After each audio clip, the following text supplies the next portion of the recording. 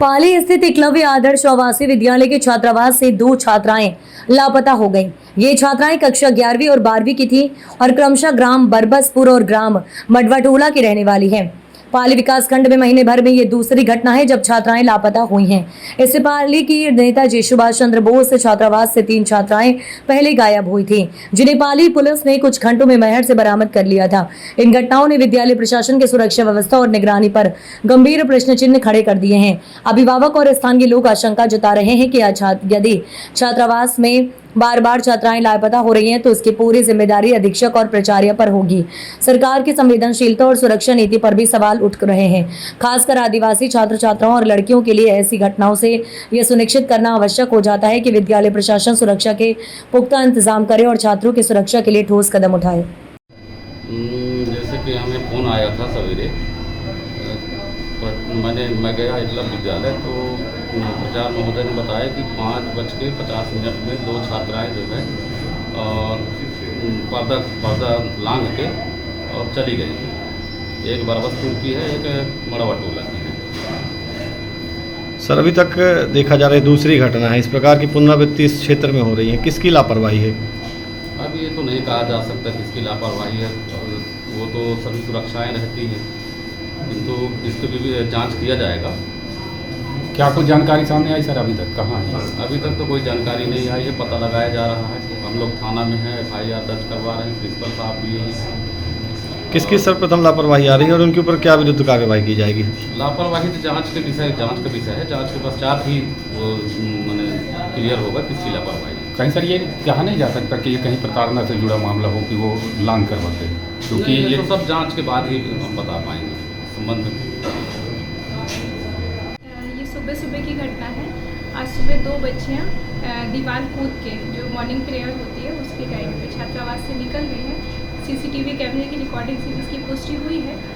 हम लोगों ने FIR करवा दी है। पुलिस और प्रशासन उसी बच्चियों की तलाश कर रहे हैं। अभी तक कुछ बच्चियों को पता चल रहा है? प्रयास कर रहे हैं। बच्चियाँ कुछ नोट्स भी छोड़ के गई हैं, जिनकी पुलिस पूरी जांच कर रही है। उम्मीद है कि जल्दी बच्चे मिल जाएंगे। पाली विकासखंड का यह महीने भर का दूसरा मामला है, क्या इसमें संबंधितों के विरुद्ध क्या कुछ कार्रवाई की जाएगी? देखते हैं, पहले ये बच्चियाँ मिल जाए, हम लोग की फर्स्ट प्रायोरिटी यही है। घटना के टाइम पे प्रिंसिपल और वार्डन सभी लोग वहाँ स्कूल में मौजूद थे। ये बच्चियाँ पीछे की गेट से भागी हुई हैं। अभी फर्स्ट प्रायोरिटी तो यही है कि बच्चियाँ मिल जाएं। उसके बाद में अगर जिम्मेदार लोग जो हैं वो दोषी पाए जाएंगे तो उस पर कार्रवाई। कहीं ना कहीं मैडम इसमें ये बात सामने आती है कि ये प्रताड़ना से जुड़ा मामला है, क्या कहेंगे आप इसमें? नहीं, एक्चुअली इस बच्ची के खिलाफ पहले भी कार्रवाई हुई है। कुछ उसकी ऐसी एक्टिविटी थी जो रिलेटेड नहीं है। तो इस वजह से बच्चों का कुछ व्यवहार सही नहीं था हॉस्टल में।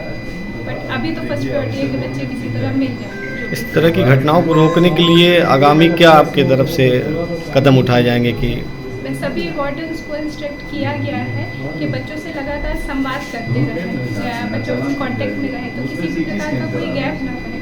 क्योंकि कई बार होता है कि बच्चों के मन में कोई बातें चल रही हैं और वो हम तक नहीं पहुंच पा रही हैं या वार्डन नहीं समझ पाता, तो सभी को निर्देशित किया गया है। वार्डन कांटेक्ट में भी रहते हैं, बट ये अनफॉर्चुनेटली इस तरीके की घटना क्यों हुई है। अब बच्चे मिल जाए तो फिर उनसे भी संवाद। क्या घटना घटी है? छात्रावास से लड़की किसकी गायब हुई? क्या पढ़ती थी? आपकी बेटी है, क्या नाम हो? संजना थी। कहाँ पढ़ती थी? एकलव्य। कैसे पता चला आपको उसके घूमने की? कितने बजे? 8 बजे। क्या बोली फोन करके?